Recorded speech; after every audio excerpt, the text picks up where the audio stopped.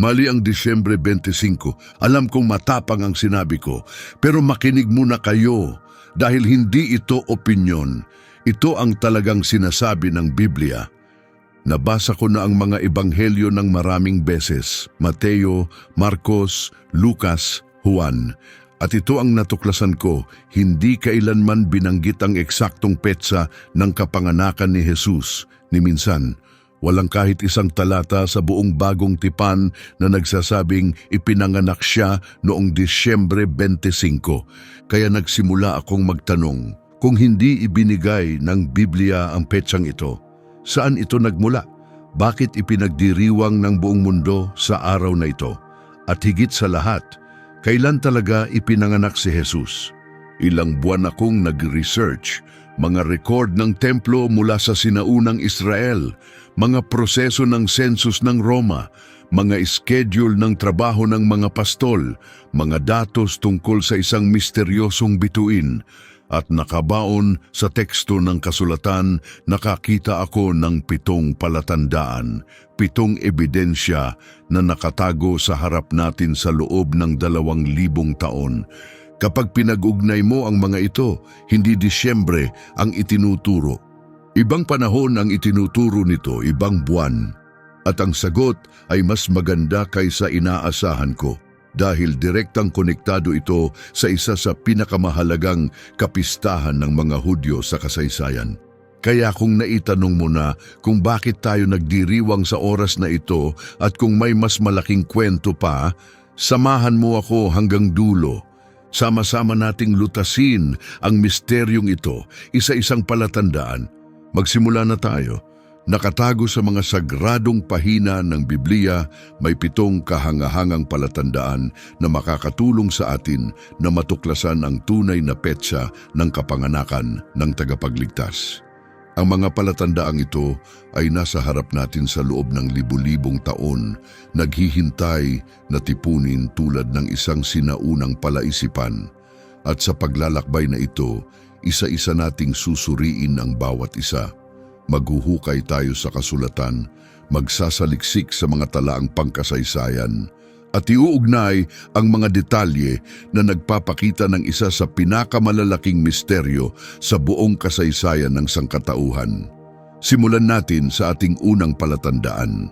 Ang unang palatandaan na nagtuturo sa atin sa katotohanan ay makikita sa Ebanghelyo ni Lucas. Inilalarawan ng talata ang isang makabuluhang pangyayari sa kasaysayan na nagpasimula ng lahat. Sinasabi nito na sa mga araw na iyon, ang makapangyarihang emperador ng Roma na si Cesar Augustus ay naglabas ng opisyal na utos. Ipinag-utos niya na bilangin ang lahat ng taong naninirahan sa ilalim ng pamamahala ng Roma. Isa itong napakalaking gawain na nakaapekto sa buong imperyo. Ipinagpatuloy ng teksto na ang census na ito ang kauna-unahang isinagawa habang si Quirinius ang gobernador ng Syria. Dahil sa utos na ito ng emperador, bawat tao ay kinailangang bumalik sa kanilang bayang sinilangan upang magparehistro at mabilang. Pero bakit gagawin ng mga Romano ang lahat ng ito? Ang sagot ay nasa pag-unawa kung paano nagpapatakbo ang Imperyong Romano. Napaka-organisado at napaka-sistematiko ng mga Romano sa lahat ng ginagawa nila. Alam nila na ang impormasyon ay kapangyarihan. Sa pamamagitan ng pagbilang sa bawat tao sa kanilang teritoryo, makokontrol nila ng mahigpit ang populasyon. Walang makakaiwas sa mga maniningil ng buwis. Walang makakatakas sa kanilang obligasyon sa Roma. Ang mga rekord ng census na ito ay hindi lamang mga papeles. Ito ay makapangyarihang instrumento ng kontrol na nagpapakita ng ganap na awtoridad ng emperador sa bawat buhay sa kanyang nasasakupan, mula sa pinakamayamang maharlika hanggang sa pinakamaralitang magsasaka. Ngunit dito nagkaroon ng kagila-gilalas na pagbabago sa kwento. Habang si Cesar Augustus ay nakaupo sa kanyang trono, na naniniwala na hawak niya ang kapalaran ng mundo, may mas dakilang bagay na nagaganap. Ang Diyos ng sansinukob ay tahimik na gumagawa sa likuran, ginagamit ang mga desisyon ng isang makalupang pinuno upang isakatuparan ang kanyang walang hanggang layunin. Akala ng emperador ay binibilang lang niya ang kanyang mga nasasakupan, pero sa katotohanan, gumaganap siya ng papel sa isang banal na kwento na isinulat bago pa man umiral ang Roma. Ang sensus na ito ay lumikha ng napakalaking pagkilos ng mga tao sa buong lupain. Libu-libong pamilya ang napilitang mag-impake ng kanilang mga gamit at maglakbay patungo sa kanilang mga bayang sinilangan. Kasama sa lahat ng manlalakbay na ito ang isang partikular na pamilya na magbabago ng takbo ng kasaysayan magpakailanman. Si Jose ay isang simpleng karpintero, ngunit taglay niya sa kanyang lahi ang dugong maharlika. Siya ay direktang inapo ni Haring David at dahil dito, kinailangan niyang magparehistro sa lungsod ng kanyang mga ninuno. Ang lungsod na iyon ay Bethlehem at kasama niya sa paglalakbay ang kanyang kabiyak na si Maria na malapit ng manganak. Dinadala sa kanyang sinapupunan ang ipinangakong Mesiyas. Isipin mo kung gaano kahirap ang paglalakbay na ito. Ang layo mula Nazareth hanggang Bethlehem ay halos 80 milya sa mahirap na daanan. Kahit para sa malusog at malalakas na tao, ito ay nakapapagod na paglalakbay na tatagal ng ilang araw. Ngayon isipin mo ang isang babaeng malapit ng manganak na gumagawa ng parehong paglalakbay. Malamang na naglalakad o nakasakay sa likod ng isang asno. Tiyak na bawat hakbang ay hindi komportable. Tiyak na bawat milya ay parang walang katapusan. Sa pananaw ng tao, ito ay mukhang napakasamang timing at imposibleng sitwasyon. Ngunit ang mukhang isang sakuna sa logistika ay talagang perpektong nakaayos na bahagi ng banal na plano. Alam mo, mahigit 700 taon bago ang sandaling ito, isang propeta na nagngangalang Mika ang tumanggap ng mensahe mula sa Diyos at itinala ang mga salitang ito. Isinulat niya na ang Bethlehem, kahit isa sa pinakamaliit at pinakawalang kwentang bayan sa buong Huda, ay magiging lugar ng kapanganakan ng isang pinuno na mamumuno sa Israel. Ang sinaunang propesiya na ito ay naghintay ng daan-daang taon upang matupad. At ngayon sa pamamagitan ng opisyal na utos ng isang paganong emperador na walang alam sa mga kasulatang Hebreo, tinitiyak ng Diyos na ang kanyang anak ay isisilang sa eksaktong tamang lugar. Gayunpaman, may isang mahalagang detalye sa kwentong ito na hindi napapansin ng karamihan, at ito ay nagbibigay sa atin ng mahalagang palatandaan tungkol sa kung anong panahon ng taon talaga nangyari ang kapanganakang ito. Ang lupain ng Judea ay nakakaranas ng tunay na taglamig. Sa mga pinakamalamig na buwan, bumababa ng husto ang temperatura, madalas umulan, at nagiging mahirap at mapanganib ang mga kondisyon. Ang paglalakbay ng malayo sa paa o sa mabagal na asno sa panahong ito ay magiging sobrang hirap at posibleng mapanganib. Ngayon isipin mo ang mga Romano. Ito ang mga taong sikat sa kanilang kahusayan at praktikal na pag-iisip. Nagtayo sila ng mga kalsada at aqueduct at nag-organisa ng isa sa pinakamakapangyarihang imperyo sa kasaysayan. Talaga bang mag-i-schedule ang gayong mga praktikal na administrador ng malaking sensus na nangangailangan ng milyon-milyong tao na maglakbay sa pinakamasamang panahon ng taon? Hindi ito lohikal. Ang pinakamakatwirang konklusyon ay ang sensus ay naganap sa mga buwan ng tagsibol o taglagas, kung kailan maayos ang temperatura, madadaanan ang mga kalsada at posible ang malawakang paglalakbay. Bukod pa rito, ang mga panahong ito ay tumutugma sa mga mahahalagang pagtitipon sa kalendaryo ng relihiyong Hudyo, mga panahon kung kailan sanay na ang mga tao sa paglalakbay at pagtitipon ng maramihan. Ang talagang kamangha-mangha sa kwentong ito ay kung paano ginawang instrumento ng Diyos ang isang kagamitan ng kontrol ng imperyo upang matupad ang kanyang perpektong plano. Si Cesar Augustus, sa kanyang pagnanais na dominahin ang kanyang malawak na imperyo at bilangin ang bawat tao sa ilalim ng kanyang pamamahala, ay walang kahit anong ideya na itinatakda niya ang entablado para sa pinakamahalagang pangyayari sa buong kasaysayan ng sangkatauhan. Hindi niya nalalaman na lumalahok siya sa pagdating ng tagapagligtas ng mundo. Ang sensus na ito ay hindi kailanman isang aksidenteng pangkasaysayan. Ito ang eksaktong paraan na pinili ng Diyos upang dalhin ang kanyang bugtong na anak sa eksaktong lokasyon sa eksaktong sandali. Habang naglalakad si Jose at Maria sa mga maalikabok na daanan patungong Bethlehem, wala silang pagkaunawa na ang bawat hakbang ay nagbibigay buhay sa sinaunang propesya. Sinusunod lang nila ang batas, ginagawa ang ipinag-uutos sa kanila. Samantala, sa kanyang palasyo, walang ideya si Cesar Augustus na ang kanyang utos sa politika ay talagang bahagi ng isang kosmikong disenyo na nilikha ng manlilikha ng sansinukob.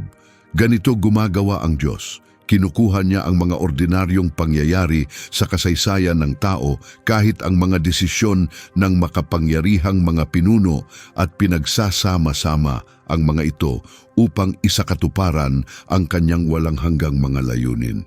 Hindi ipinanganak si Jesus sa lugar na pipiliin o inaasahan ng sinumang tao. Pumasok siya sa mundong ito sa eksaktong lugar na itinakda ng Diyos mula pa bago nagsimula ang panahon. Kahit habang ipinakikita ng Imperyong Romano ang kanyang kapangyarihang pampulitika, ang ganap na soberanya ng makapangyarihan ay tahimik at perpektong gumagawa sa likod ng bawat detalye. Ang sensus na ito ay nagsisilbing makapangyarihang paalala para sa ating lahat ngayon. Kahit na mukhang magulo ang buhay at ang mga pangyayari ay mukhang walang patutunguhan o masakit pa, palaging may banal na plano na nagaganap ng may perpektong katumpakan. Ang Diyos ay hindi kailanman nagugulat, hindi kailanman natataranta, at hindi kailanman wala sa mga detalye ng ating buhay. Kaya ano ang sinasabi sa atin ng unang palatandaang ito tungkol sa kung kailan ipinanganak si Jesus? Ang ebidensya ay malakas na nagmumungkahi na hindi ito sa malamig na mga buwan ng taglamig. Ang mga pangyayari ay nagtuturo sa mas lohikal na panahon ng taon, malamang sa tagsibol o taglagas, kung kailan papayagan ng kondisyon ng panahon ang ganitong napakalaking pagkilos ng mga tao, at kung kailan ang pag-organisa ng isang kaganapan sa buong imperyo ay magiging praktikal at maisasakatuparan. Ngunit simula pa lamang ito ng ating investigasyon, magpatuloy tayo at suriin ang susunod na ebidensya. Ang ating pangalawang ebidensya ay nagmula sa isang hindi inaasahang pinagmulan. Ito ay tungkol sa isang lalaki na nagbigay ng kanyang buong buhay sa paglilingkod sa Diyos sa templo. Hindi kailanman naisip na magiging mahalaga ang kanyang papel sa pinakadakilang kwento na naikwento. Ang lalaking ito ay si Zacarias at siya ang ama ni Juan Bautista. Ang mga detalye tungkol sa kanyang buhay ay nagbibigay sa atin ng kahangahangang susi na tumutulong na buksan ang misteryo kung kailan pumasok si Jesus sa mundo. Sinasabi sa atin ng kasulatan na si Zacarias ay isang pari na kabilang sa isang tiyak na pangkat na kilala bilang pangkat ni Abias. Inilaan niya ang kanyang buhay sa paglilingkod sa templo, tapat na ginagampanan ang kanyang mga sagradong tungkulin taon-taon. Pagkatapos isang pambihirang araw, habang ginagampanan niya ang kanyang mga tungkulin bilang pari at nagsusunog ng insenso sa banal na lugar, may nangyaring talagang hindi ka panipaniwala. Isang mensahero mula sa langit ang biglang lumitaw sa harap niya. Hindi ito ordinaryong sandali. Isang anghel ng Panginoon ang nakatayo mismo sa harap ni Zacarias na may mensaheng magbabago ng takbo ng kasaysayan ng sangkatauhan magpakailanman. Ang anghel ay nagdala ng balitang tila imposible. Ang asawa ni Zacarias na si Elizabeth ay hindi nagkaanak sa buong kanilang pagsasama. Siya ay baog at pareho silang tumanda na, lagpas na sa edad kung kailan may mag-aasahan na maging magulang. Ngunit inihayag ng anghel na si Elizabeth ay magbubuntis at manganganak ng isang lalaki. Ang batang ito ay lalaki at magiging si Juan Bautista, ang propeta na pinili ng Diyos upang ihanda ang daan para sa darating na Mesiyas.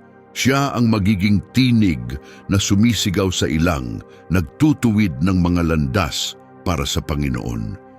Ngayon dito nagiging talagang kawili-wili at lubhang may kaugnayan sa ating investigasyon ang kwento. Ang eksaktong panahon ng pagdalaw ng anghel na ito ay nagbibigay sa atin ng napakahalagang kasangkapan para kalkulahin kung kailan talaga ipinanganak si Jesus. Bigyang pansin ito ng mabuti dahil kinakailangan nating maunawaan kung paano inorganisa ang paglilingkod sa templo sa sinaunang Israel. Ang Ebanghelyo ni Lucas ay nagbibigay sa atin ng mga tiyak na detalye na karamihan sa mga mambabasa ay dinadaan lang nang hindi nila namamalayan ang kahalagahan.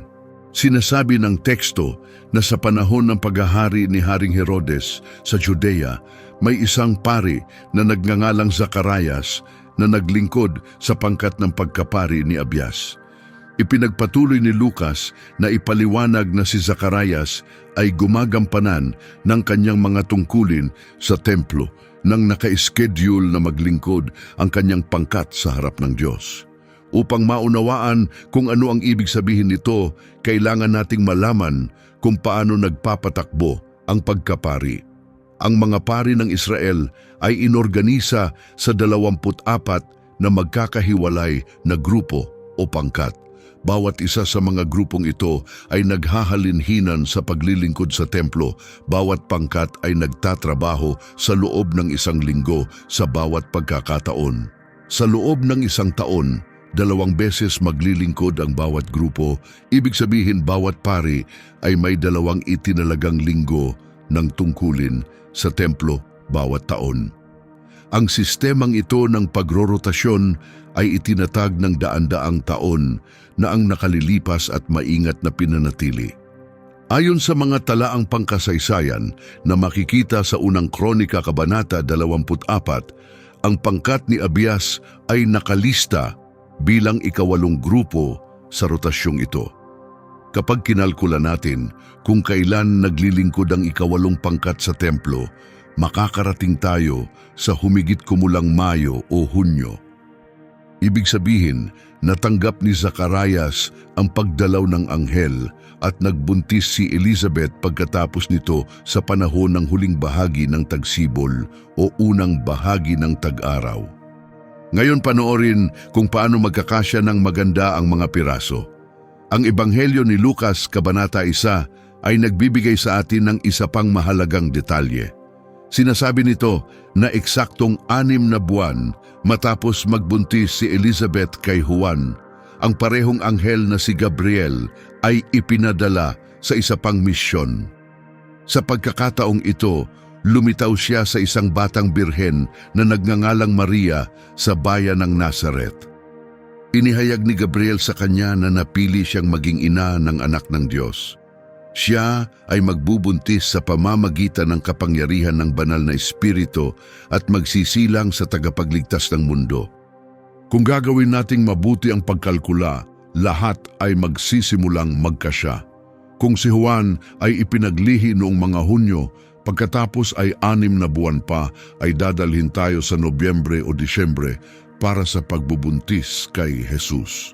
Idagdag ang karaniwang 9 na buwan ng pagbubuntis mula sa puntong iyon, makakarating tayo sa petsa ng kapanganakan sa pagitan ng Setyembre o Oktubre. Ang timeline na ito ay hindi batay sa hula o imahinasyon.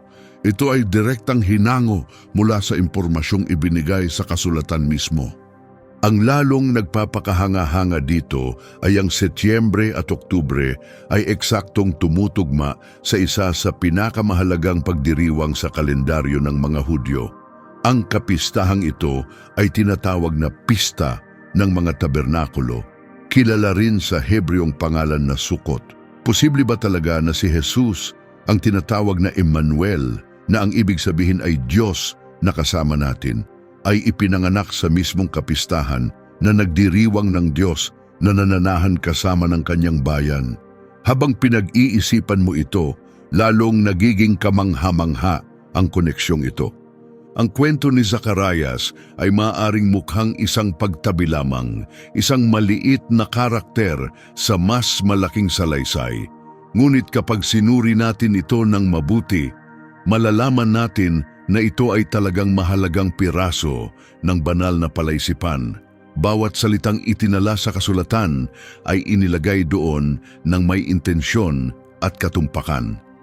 Ang mukhang maliit na detalyeng ito tungkol sa schedule ng paglilingkod ng isang pari sa templo ay nagpapakita muli na walang nangyayari ng aksidente sa plano ng Diyos. Walang puwang para sa pagkakamali kapag ang makapangyarihan ang nag-aayos ng mga pangyayari. At ito ay nagdadala sa atin ng direkta sa ating ikatlong palatandaan na nagpapalalim sa koneksyon sa pagitan ng kapanganakan ni Jesus at ng mga sagradong kapistahan ng Israel. Ang relasyon sa pagitan ng pagdating ng Mesiyas at ng mga banal na araw ng mga Hudyo ay talagang kahali-halina.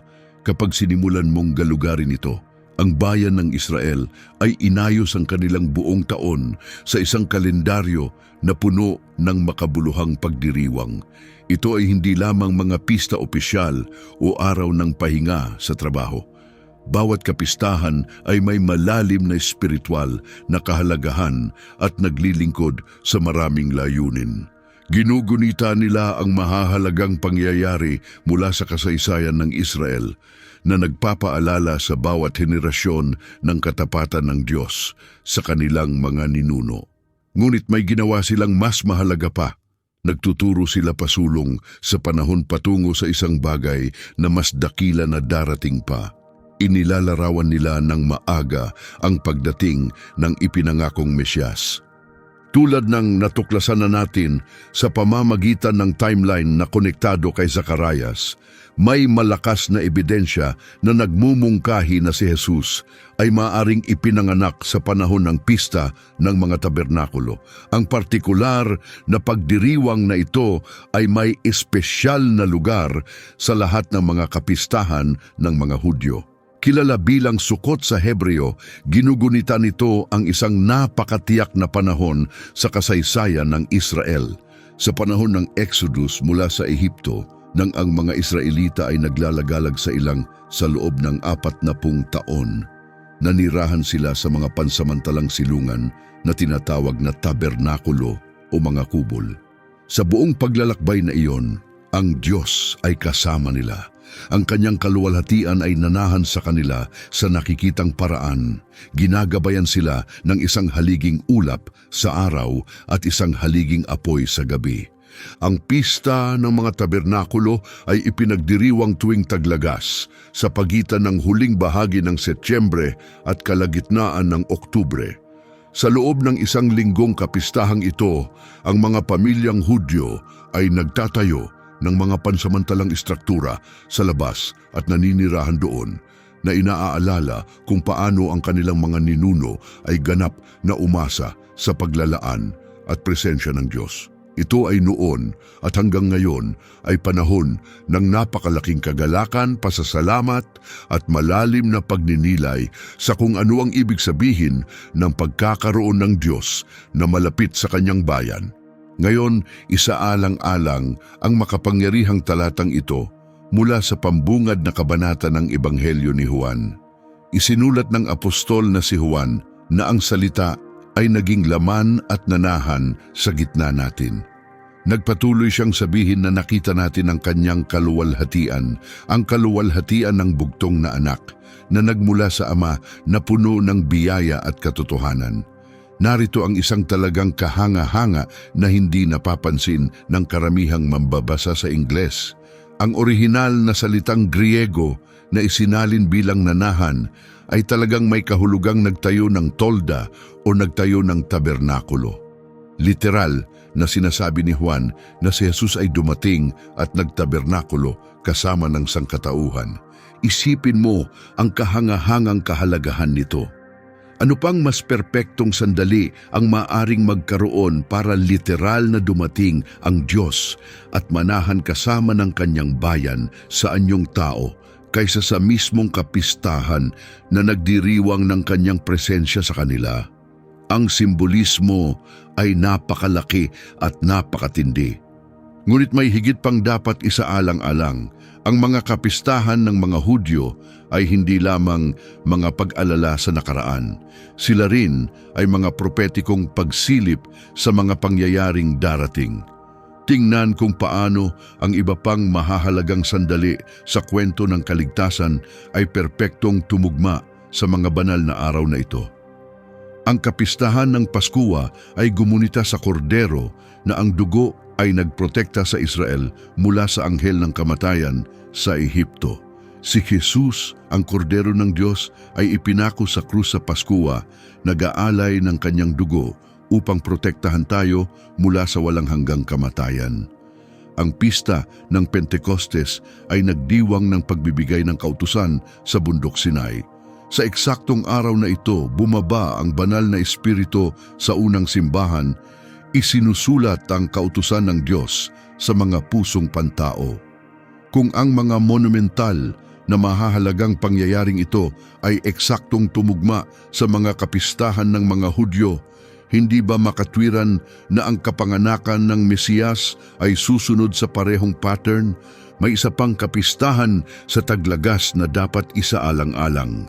Ang Rosh Hashanah, ang bagong taon ng mga Hudyo, ay nahuhulog din sa parehong panahon. Ang banal na araw na ito ay nagdiriwang ng mga bagong simula at nagmamarka ng panahon ng malalim na pagninilay sa soberanya at paghahari ng Diyos sa lahat ng nilalang. Ang tunog ng shofar, ang trumpetang sungay ng tupa, ay umaalingawngaw sa mga sinagoga sa buong mundo, tumatawag sa mga tao sa pagsisisi at naghahayag ng paghahari ng makapangyarihan. Ano pang mas angkop na tagpuan ang maaaring magkaroon para sa pagdating ng hari ng mga hari? Nang pumasok si Jesus sa mundong ito, pinasinayaan niya ang isang bagay na ganap na bago. Itinatag niya ang isang bagong tipan sa pagitan ng Diyos at ng sangkatauhan. Nagdala siya ng panibagong pag-asa sa bawat bansa, lipi at wika.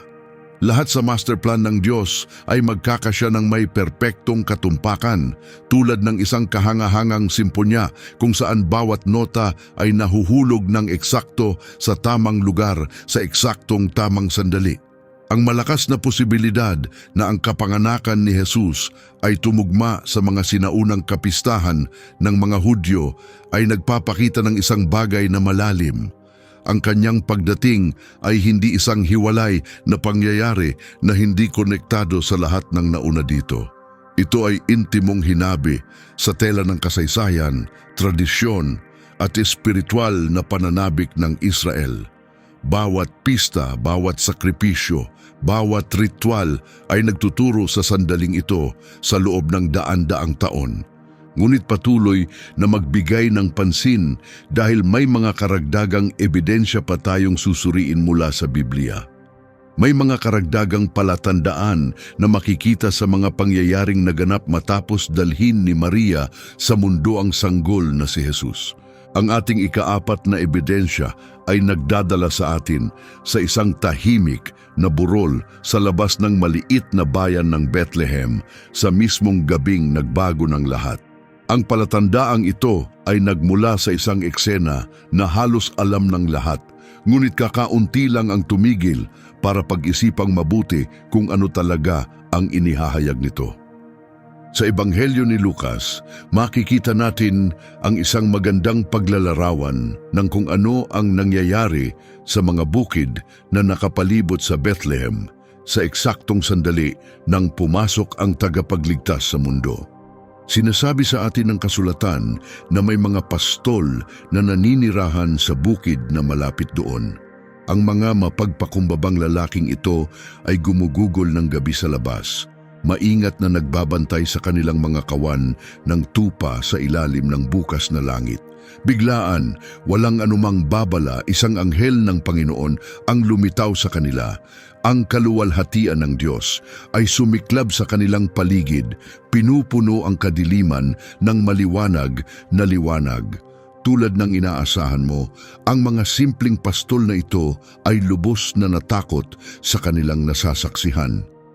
Ang talatang ito ay nagpipinta ng isang malinaw na larawan na karamihan sa atin ay nakita ng di mabilang na beses sa mga eksena ng pagsilang at mga Christmas card. Ngunit nakatago sa loob ng pamilyar na kwentong ito ay isang mahalagang palatandaan tungkol sa panahon ng taon kung kailan ipinanganak si Jesus. Suriin natin ito ng mas mabuti. Gabi noon at ang mga pastol na ito ay wala sa loob ng mga silungan o gusali. Nasa labas sila sa bukas na bukid, aktibong nagbabantay sa kanilang mga hayop sa ilalim ng mga bituin. Ngayon, isaalang-alang ang alam natin tungkol sa klima at mga pattern ng panahon sa rehiyon ng Judea. Sa buwan ng Disyembre, ang lugar na ito ay nakakaranas ng totoong malamig na temperatura. Ang mga gabi ay nagiging basa at malamig at madalas umulan sa buong panahon.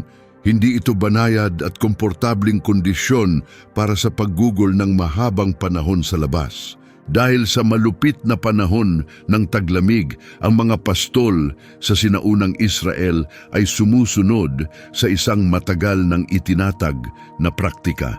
Kapag dumating ang mga malamig na buwan, dinadala nila ang kanilang mga kawan mula sa bukas na bukid at pinapasilungan sa mga protektadong lugar. Ang pag-iwan sa mga tupa na nakalantad sa mga elemento sa taglamig ay magiging hindi praktikal at posibleng makakapinsala sa mga hayop. Ang ideya ng mga pastol na nakaupo sa labas buong gabi sa gitna ng Disyembre, kaswal na nagbabantay sa kanilang mga kawan sa ilalim ng nagyeyelong maulan na kondisyon ay hindi tumutugma sa mga kaugalian at klima ng rehiyon. Ang detalyeng ito ay nag-aakay sa atin na seryosong isaalang-alang ang ibang panahon ng taon para sa kapanganakan ni Jesus. Ang tagsibol, tag-araw at taglagas ay lahat mas may katuturan para sa eksenang ito sa labas. Sa panahon ng tagsibol, dadalhin ng mga pastol ang kanilang mga kawan sa sariwang berdeng pastulan. Ito rin ang panahon kung kailan ang mga kordero ay ipinanganganak na nangangailangan ng mga pastol na bantayan ng mabuti ang kanilang mga hayop araw at gabi. Ang temperatura sa mga gabi ng tagsibol ay malamig ngunit komportable na ginagawang ganap na kaya ang paggawa sa labas. Ang mga buwan ng tag-araw ay nagdadala ng mainit na mga gabi sa rehiyon. Madalas sinasamantala ng mga pastol ang kaaya-ayang panahon na ito sa pamamagitan ng pagpapastol sa kanilang mga kawan sa mas malamig na oras ng gabi na nagbibigay sa mga hayop ng ginhawa mula sa nakakapasong init ng araw. Ang praktikang ito ng pagpapastol sa gabi ay karaniwan at praktikal sa mainit na panahon.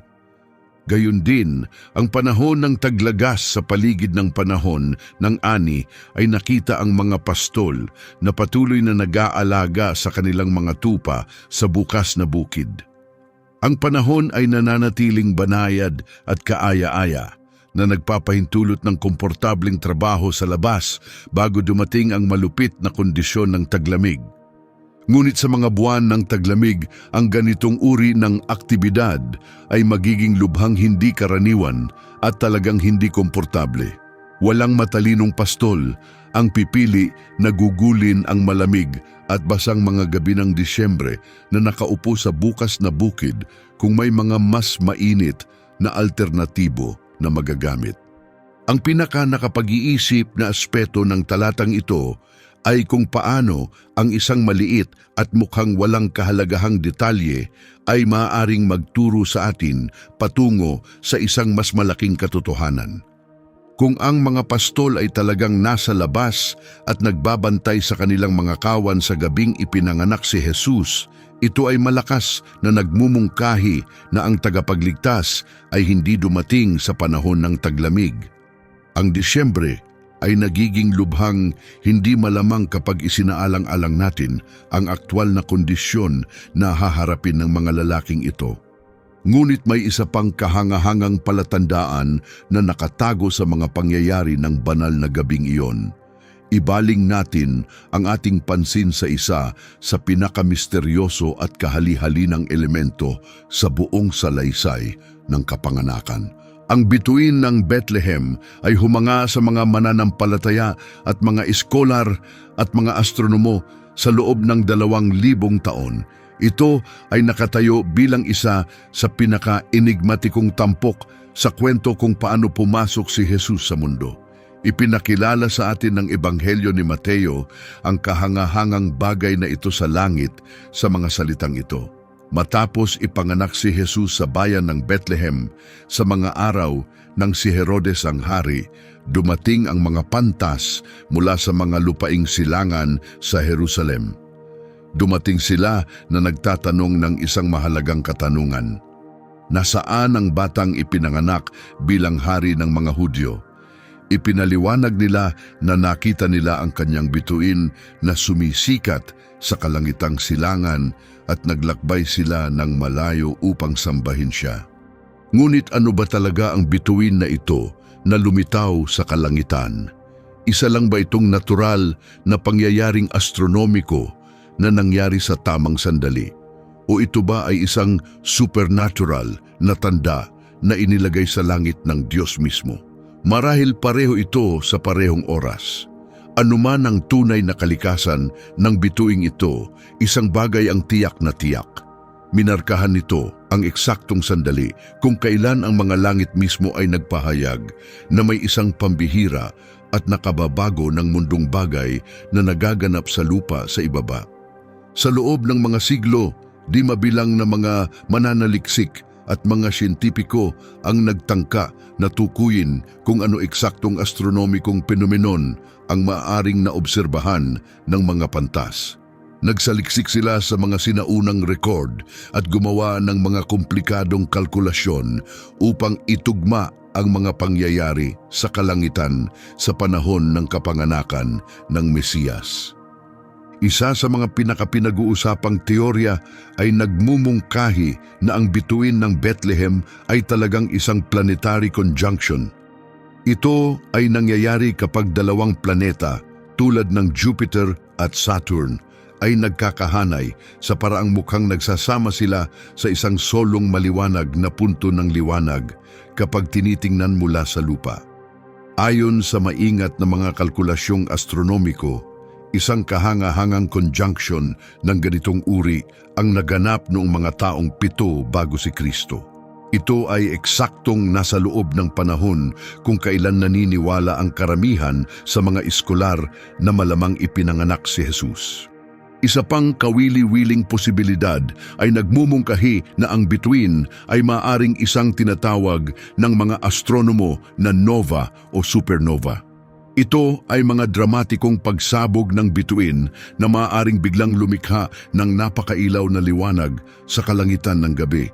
Ang ganitong pagsabog ay maaaring manatiling nakikita sa loob ng mga linggo o kahit mga buwan, madaling nakakakuha ng atensyon ng sinumang regular na nag-aaral ng kalangitan.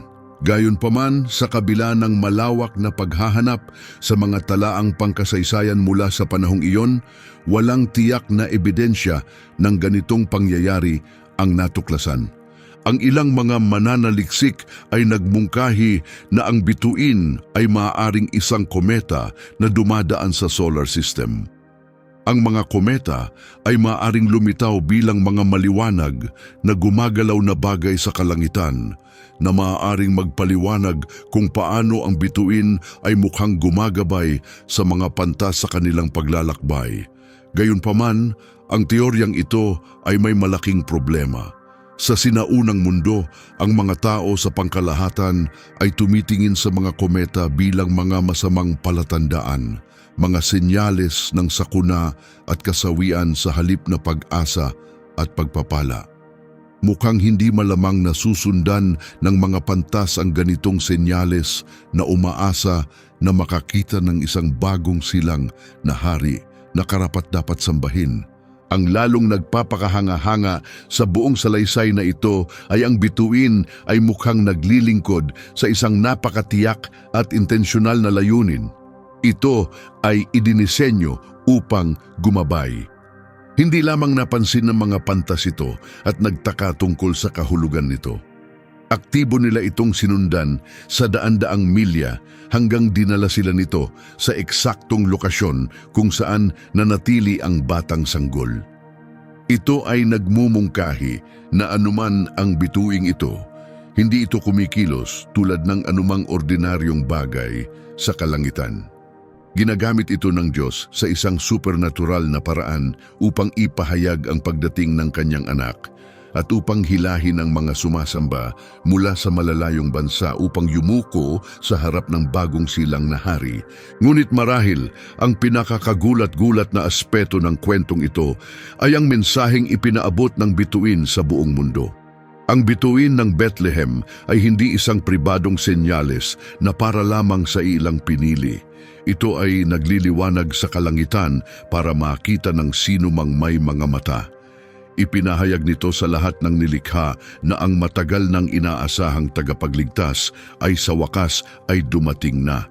Nakalulungkot habang ang mga pinuno ng relihiyon sa Jerusalem ay tila binaliwala ang mga kasulatan na humula kung saan eksaktong isisilang ang Mesiyas.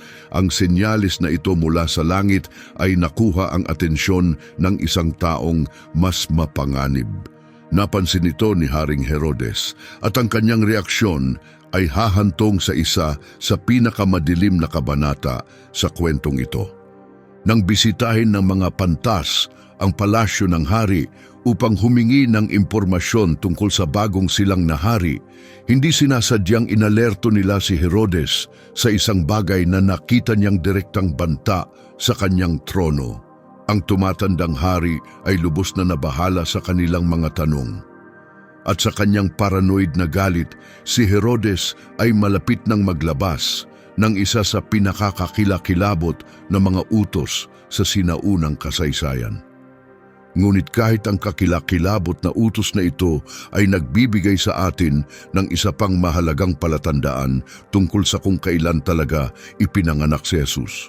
Ang pagpatay sa mga inosenteng bata na ipinag-utos ni Haring Herodes ay nananatiling isa sa pinakanakakapangilabot at nakakabagbag damdaming pangyayari na konektado sa kapanganakan ni Jesus.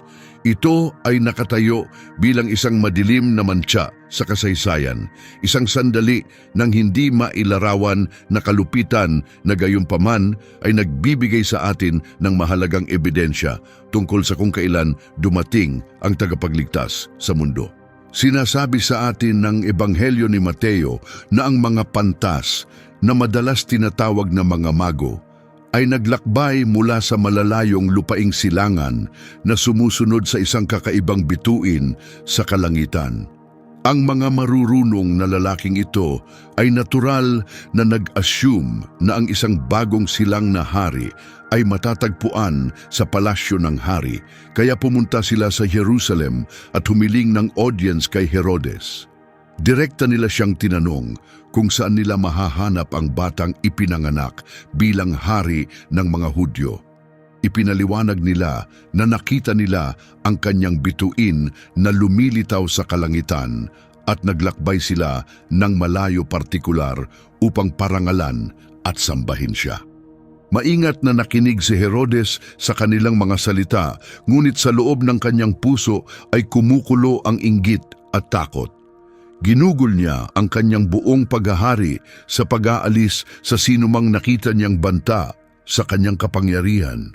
Ngayon, ang mga dayuhang bisitang ito ay nagsasabi sa kanya na isang bagong hari ang ipinanganak sa kung saan sa kanyang teritoryo. Itinatago ang kanyang tunay na intensyon sa likod ng maskara ng pekeng interes.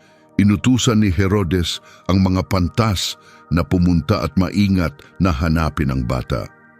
Hiniling niya sa kanila na magpadala ng balita sa kanya kapag nakita nila ang bata, na sinasabing nais din niyang pumunta at magbigay galang. Siyempre, ito ay isang ganap na kasinungalingan. Walang intensyon si Herodes na sambahin ang sinuman. Gusto niyang wasakin ang potensyal na karibal na ito habang ang bata ay walang kalaban-laban pa. Umalis ang mga pantas mula sa Jerusalem at nagpatuloy sa pagsunod sa bituin hanggang dinala sila nito sa lugar kung saan nanatili si Jesus. Nakita nila ang batang sanggol kasama ang kanyang inang si Maria at lumuhod sila sa pagsamba na naghahandog sa kanya ng mga mahalagang regalo na ginto, insenso at mira. Ngunit ng mismong gabing iyon, may kahangahangang bagay na nangyari. Lahat ng mga pantas na ito ay nakaranas ng parehong nakababahalang panaginip ng sabay-sabay. Direktang nagbababala sa kanila ang Diyos. Hindi sila dapat bumalik kay Herodes sa anumang pagkakataon. Kaya pumili sila ng ganap na ibang ruta at naglakbay pabalik sa kanilang bayan nang hindi na nag-ulat sa hari. Nang sa kalaunan ay napagtanto ni Herodes na natalisan siya ng mga pantas at hindi na sila babalik, sumabog ang kanyang reaksyon. Nagngit-ngit siya sa matinding galit, nilamon ng poot at paranoia. Sa kanyang baluktot na isipan, iisa lang ang solusyon. Agad siyang naglabas ng nakakikilabot na utos sa kanyang mga sundalo. Pupunta sila sa Bethlehem at sa nakapalibot na rehiyon at papatayin ang bawat batang lalaki na 2 taong gulang pababa. Kinalkula ni Herodes ang saklaw ng edad na ito batay sa impormasyong ibinigay sa kanya ng mga pantas tungkol sa kung kailan nila unang naobserbahan ang bituin na lumilitaw. Ang brutal at walang awang pagpatay na ito sa mga inosenteng bata ay halos hindi maunawaan. Ngunit kahit sa gitna ng ganitong malalim na kasamaan, ang pangyayaring ito ay nagpapakita ng mahalagang impormasyon tungkol sa kung kailan ipinanganak si Jesus. Ang katotohanan na ipinag-utos ni Herodes ang kamatayan ng lahat ng batang lalaki na 2 taong gulang pababa ay nagsasabi sa atin ng isang makabuluhang bagay tungkol sa timeline. Ito ay nagmumungkahi na si Jesus ay maaaring kasing tanda ng 2 taon sa puntong ito o marahil mas bata. Si Herodes ay masinop, tinitiyak ng ganap na walang potensyal na banta ang makakatakas sa kanyang mamamatay taong abot. Mayroon tayong matatag na mga talaang pangkasaysayan na nagsasabi sa atin na si Herodes na dakila ay namatay noong taong 4 bago si Kristo. Ibig sabihin, ang pagpatay ay naganap sa ilang panahon bago ang petsang iyon. Kung si Jesus ay wala pang 2 taong gulang nang nangyari ang kakilakilabot na pangyayaring ito, kung gayon, kung babaligtarin natin ang pagkalkula, ang kanyang kapanganakan ay malamang na naganap sa pagitan ng taong 6 at taong 4 bago si Kristo. Ito ay nagbibigay sa atin ng mas malinaw na panahon para sa aktwal na petsa ng pagdating ng tagapagligtas. Ang historical na background ay nagdadagdag ng mas malaking bigat sa ebidensyang ito. Si Herodes ay nagkaroon ng reputasyon sa buong kanyang paghahari para sa matinding paranoia at nakakagulat na kalupitan. Ang kanyang takot na mawalan ng kapangyarihan ay nagtulak sa kanya na gumawa ng di maisip na mga gawa kahit laban sa kanyang sariling mga miyembro ng pamilya. Pinatay niya ang ilan sa kanyang sariling mga anak dahil pinaghihinalaan niya silang nagpaplano laban sa kanya.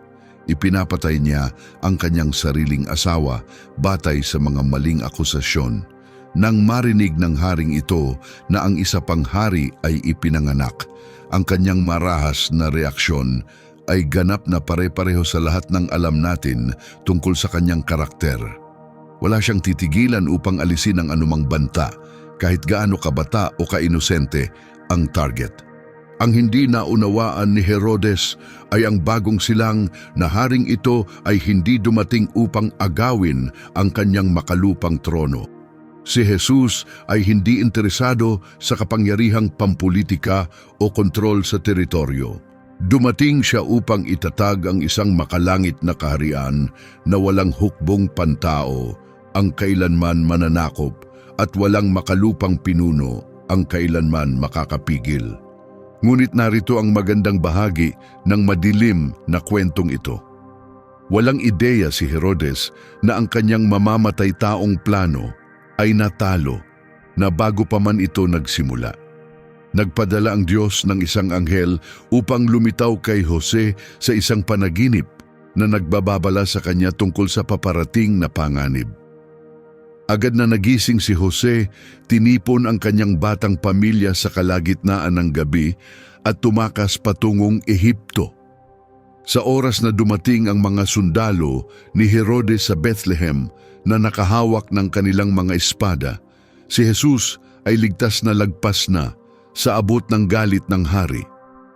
Ang dramatikong pagtakas na ito ay nakamit ang isang bagay na higit pa sa simpleng pagliligtas sa buhay ng Mesiyas.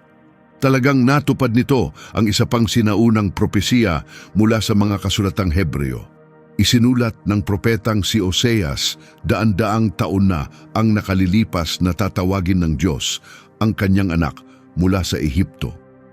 Nang sa kalaunan ay dinala ni Jose ang kanyang pamilya pabalik sa Israel matapos ang kamatayan ni Herodes. Ang mga sinaunang salitang ito ay natagpuan ang kanilang ganap na katuparan. Kahit ang nakakadurog pusong mga luha ng mga ina sa Bethlehem na nawalan ng kanilang mahalagang mga anak ay matagal nang nakita ng mga propeta. Sumulat ang propetang si Jeremias tungkol sa isang tinig na narinig sa Rama, isang tunog ng mapait na pagluluksa at desperadong pag-iyak. Inilarawan niya si Raquel na umiiyak nang hindi mapapatahan para sa kanyang mga anak, tinatanggihan ng lahat ng kaaliwan dahil sila ay wala na.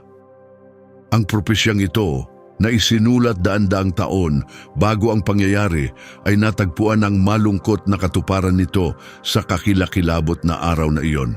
Ang pinakakamangha-mangha sa buong pangyayaring ito ay kung paano nito pinapakita na walang makakapigil sa mga layunin ng Diyos. Kahit sa pinakamadilim na mga sandali, kapag ang kasamaan ay mukhang nagtatagumpay at ang inosenteng dugo ay dumadaloy, ang banal na plano ay patuloy na sumusulong ng walang pagkaantala. Tinangka ni Herodes na gamitin ang kamatayan bilang sandata laban sa buhay mismo. Ngunit siya ay ganap na walang kapangyarihan na pigilan ang sinimulan ng Diyos.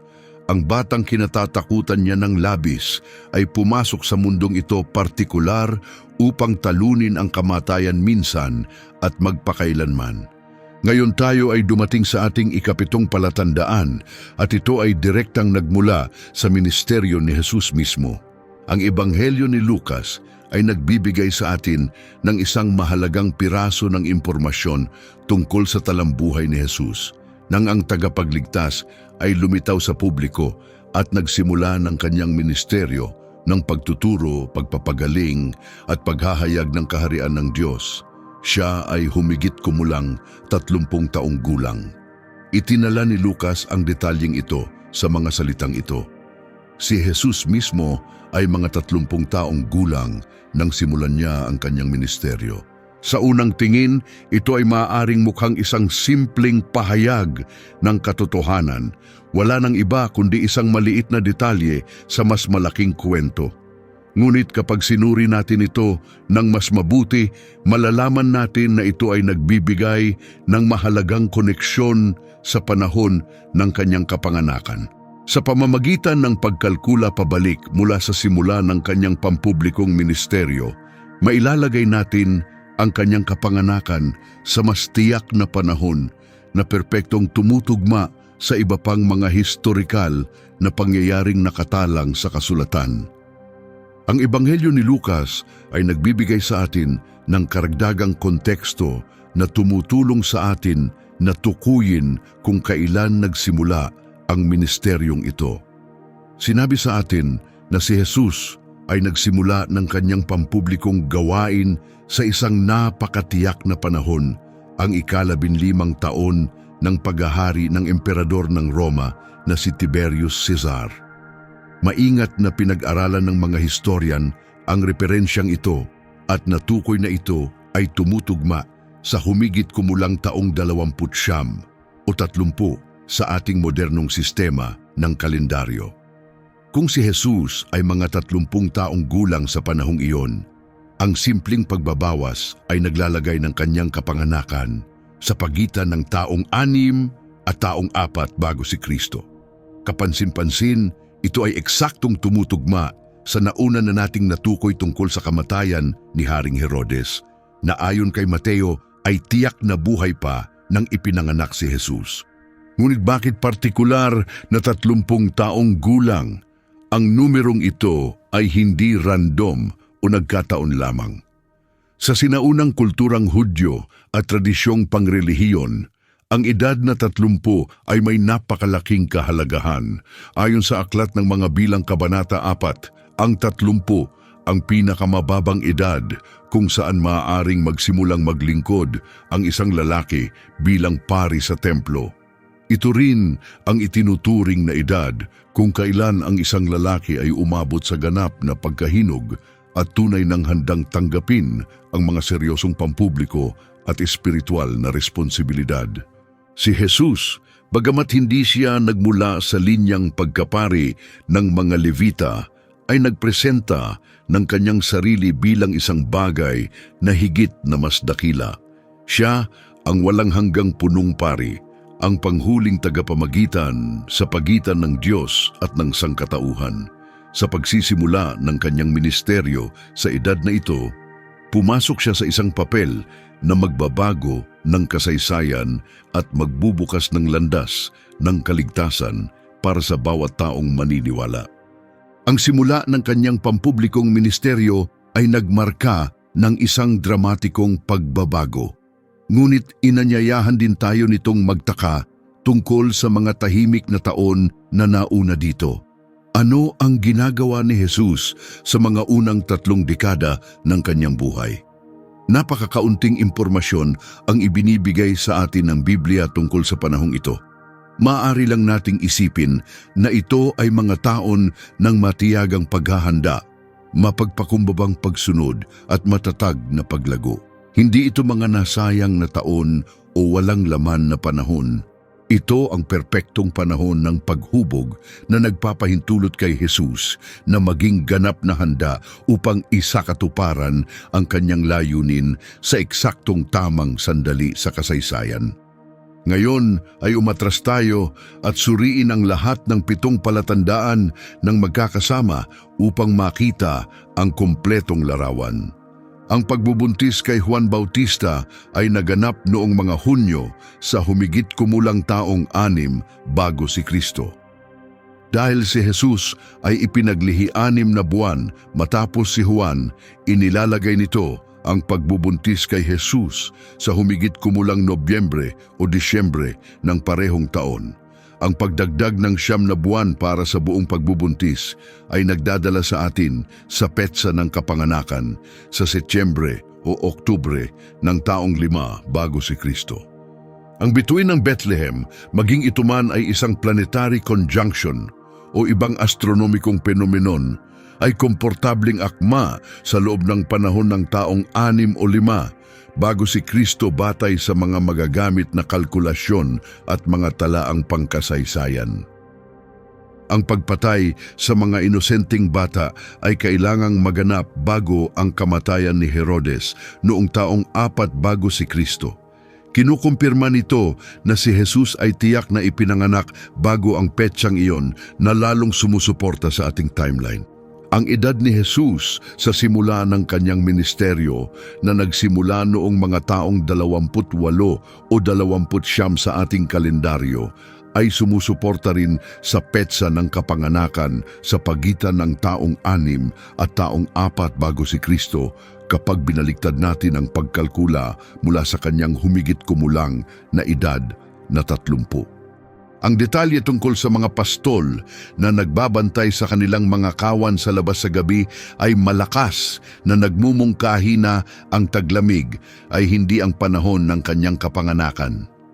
Ang Disyembre ay nagiging lubhang hindi malamang kapag isinaalang-alang natin ang malamig at basang kondisyon sa panahong iyon ng taon. Ang sensus na ipinag-utos ni Cesar Augustus ay malamang na inorganisa sa panahon kung kailan ang malawakang paglalakbay ay praktikal at posible na nagtuturo sa taglagas bilang lohikal na pagpipilian. Sa huli, sinasabi sa atin ng Ebanghelyo ni Juan na ang salita ay naging laman at nanahan sa gitna natin. Ang mas malalim na kahulugan ng salitang nanahan ay direktang konektado sa pista ng mga tabernakulo na nahuhulog sa Setyembre o Oktubre sa kalendaryo ng mga Hudyo. Kapag inilatag natin ang lahat ng ebidensyang ito ng magkatabi, isang malinaw na larawan ang lumilitaw. Si Jesus ay malamang na ipinanganak sa Setyembre o Oktubre ng taong 5 bago si Kristo. Ang konklusyong ito ay magandang tumutugma sa mga historikal na pangyayaring nakatalang sa mga sekular na pinagmulan at sa mga propetikong inaasahan na makikita sa buong kasulatang Hebreo. Ito ay natural na nagdadala sa atin sa isang kawili-wiling tanong na maraming tao ang nagtataka kung si Jesus ay ipinanganak sa pagitan ng taong 6 at taong 4 bago si Kristo, bakit hindi ito ipinapakita ng ating kalendaryo? Bakit ang taong isa ay itinatag sa isang ganap na ibang punto sa panahon, hiwalay sa aktwal na kapanganakan ng tagapagligtas? Ang sagot ay nagsasangkot ng isang kahangahangang kwento ng pagkakamali ng tao na naganap maraming siglo matapos lumakad si Jesus sa lupa. Ang sistema ng kalendaryo na ginagamit natin ngayon ay hindi nilikha sa panahon ng buhay ni Jesus o kahit malapit dito. Ito ay nabuo sa ika-6 na siglo, mahigit 500 taon matapos maganap ang mga pangyayari sa mga ebanghelyo. Isang monghe na nagngangalang Dionysius Exiguus ang binigyan ng ambisyosong gawain na magtatag ng reference point para sa pagsukat ng panahon. Ang kanyang layunin ay marangal at may mabuting intensyon. Gusto niyang hatiin ang buong kasaysayan ng sangkatauhan sa 2 magkaibang panahon, lahat ng nangyari bago ang kapanganakan ni Kristo at lahat ng nangyari pagkatapos. Dito nagmula ang ating pamilyar na mga terminong BC at AD. Nagsimula si Dionysius na kalkulahin ang eksaktong taon kung kailan pumasok si Jesus sa mundo. Pinag-aralan niya ang mga historikal na referensya na magagamit niya at sinuri ang mga salaysay ng ebanghelyo nang maingat hanggat maaari. Ang kanyang mga intensyon ay tapat at masigasig siyang nagtrabaho sa mahalagang proyektong ito. Gayunpaman, humarap siya sa isang malaking problema. Wala lang siyang akses sa lahat ng tumpak na impormasyon na mayroon ang mga scholar at mga historian ngayon. Maraming mahahalagang detalye ang nawala, hindi malinaw, o simpleng hindi alam sa kanyang panahon. Bilang resulta, gumawa si Dionysius ng ilang kritikal na pagkakamali sa kanyang mga kalkulasyon. Isa sa pinakamahalagang pagkakamali ay kinasasangkutan si Haring Herodes na dakila. Malinaw na sinasabi sa atin ng mga ebanghelyo na si Herodes ay buhay at naghahari ng ipinanganak si Jesus. Ngunit hindi napagtanto ni Dionysius na si Herodes ay talagang namatay noong taong 4 bago si Kristo ayon sa maaasahang mga talaang pangkasaysayan. Ang isang piraso ng nawawalang impormasyong ito ay sumira sa kanyang buong kalkulasyon. Kung si Herodes ay namatay noong taong 4 BC at si Jesus ay ipinanganak habang buhay pa si Herodes, kung gayon si Jesus ay dapat na ipinanganak bago ang petsang iyon. Ngunit ang kalendaryong nilikha ni Dionysius ay hindi isinaalang-alang ito. May isa pang problema sa kanyang sistema rin. Nang idisenyo ni Dionysius ang kanyang kalendaryo, hindi niya isinama ang taong zero. Ang pagbibilang ay tumalon ng direkta mula sa taong isa bago si Kristo patungo sa taong isa AD. Ito ay maaaring mukhang maliit na teknikal na detalye, ngunit talagang lumilikha ito ng karagdagang kalituhan at medyo gumagalaw ang buong kronolohiya. Narito ang nakakabaligtad na bahagi ng kwentong ito. Kahit na ang mga kalkulasyong ginawa ni Dionysius ay naglalaman ng makabuluhang mga pagkakamali, ang kanyang sistema ng kalendaryo ay mabilis na kumalat at tinanggap sa buong mundo ng Kristyanismo. Sa kalaunan ito ay naging pundasyon ng kalendaryo na ginagamit ng halos bawat bansa sa mundo ngayon. Ang pagbabago nito ngayon ay halos hindi maiisip. Milyon-milyong historikal na dokumento na italang pangyayari, mga kasunduang legal at mga pagdiriwang ay lahat nakabatay sa sistemang ito. Ang buong mundo ay patuloy na gumagamit ng taong isa na hindi talaga tumutugma sa taong ipinanganak si Jesus. Ngunit marahil may isang bagay na maganda na nakatago sa loob ng imperpektong sitwasyong ito. Ito ay nagsisilbing paalala na sa kabila ng lahat ng ating pagkakamali at limitasyon bilang tao, ang tunay na mahalagang bagay ay hindi ang matematikal na katumpakan. Ang pinakamahalagang bagay ay ang kahalagahan ng pangyayaring sinusubukan nating markahan at alalahanin, ang sandali nang dumating sa atin ang tagapagligtas ng mundo. Kahit na nagkamali si Dionysius sa ilan sa kanyang mga numero, ang kanyang pagsisikap ay nagtagumpay sa muling pag-organisa kung paano iniisip ng buong sangkatauhan ang kasaysayan. Lahat ng nangyari mula sa panahong iyon ay sinusukat kaugnay ng isang tao. Ang panahon mismo ay umiikot sa kanya. Ang intensyon sa likod ng kalendaryong ito ay tukuyin at parangalan ang pinakamahalagang sandali sa buong kasaysayan ng sangkatauhan, ang kapanganakan ni Hesukristo. At bagamat ang ilan sa mga numero ay maaring bahagyang mali, ang epekto ng nagawa ni Dionysius ay lumampas sa mga siglo at patuloy na humuhubog kung paano natin nauunawaan ang panahon mismo. Ngayon ay kailangan nating sagutin ang isa pang karaniwang tanong. Bakit napakaraming tao ang naniniwala na si Jesus ay ipinanganak noong Disyembre 25? Saan nagmula ang tiyak na petsang ito?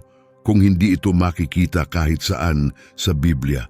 Ang paniniwala na si Jesus ay ipinanganak noong Disyembre 25 ay hindi nagmula sa kasulatan. Hindi mo mahahanap ang petsang ito na nabanggit sa alinman sa mga ebanghelyo o kahit saan sa Bagong Tipan. Sa halip, ang tradisyong ito ay lumitaw mula sa mga desisyon at mga pangyayari na nabuo ilang siglo pagkatapos ng panahon ni Jesus. Sa unang 300 taon ng Kristyanismo, ang mga mananampalataya ay hindi man lang nagdiriwang ng kapanganakan ni Jesus. Walang kasunduan tungkol sa kung kailan ito nangyari, at ang mga unang Kristiyano ay mas nakatuon ang pansin sa kanyang kamatayan at muling pagkabuhay kaysa sa kanyang kapanganakan. Kaya paano naging universal na tinatanggap na petsa para sa Pasko ang Disyembre 25? Isa sa mga pinakakapani-paniwalang paliwanag ay nag-uugnay ng petsang ito sa mga sinaunang paganong pagdiriwang ng winter solstice. Sa paligid ng Disyembre 21 hanggang 25, ang Imperyong Romano ay nagsagawa ng isang sikat na kapistahan na tinatawag na Sol Invictus, na ang ibig sabihin ay ang hindi natatalo na araw. Ipinagdiriwang ng piyestang ito ang muling pagsilang ng araw matapos ang pinakamaikling at pinakamadilim na mga araw ng taon. Habang ang mga araw ay nagsisimulang humaba muli, ang mga tao ay nagsaya na ang liwanag ay nananalo laban sa kadiliman. Ang temang ito ay may malalim na koneksyon sa mensahe ng Kristyanismo tungkol kay Jesus bilang liwanag ng mundo na dumating upang talunin ang kadiliman ng kasalanan. nang ang Kristyanismo ay naging opisyal na relihiyon ng Imperyong Romano sa ilalim ni Emperador Constantine noong ika-4 na siglo, ang mga pinuno ng simbahan ay humarap sa isang kawili-wiling hamon. Paano nila matutulungan ang isang buong imperyo na lumipat mula sa mga tradisyong pagano patungo sa pananampalatayang Kristiyano? Isang estratehiya na ginamit nila ay ang pagkuha ng mga umiiral na kapistahan at pagbabago sa mga ito ng bagong kahulugang Kristiyano. Sa pamamagitan ng pagpili ng Disyembre 25 bilang petsa ng pagdiriwang ng kapanganakan ni Jesus, epektibo nilang ginawang pagdiriwang ng Kristiyano ang isang paganong piyesta. Ang pamamaraang ito ay gumawa ng mas maayos na transisyon sa kultura para sa mga bagong mananampalataya na nagpapahintulot sa kanila na magpatuloy sa pagtitipon at pagdiriwang sa mga pamilyar na panahon habang inililipat ang kanilang pokus patungo sa tagapagligtas.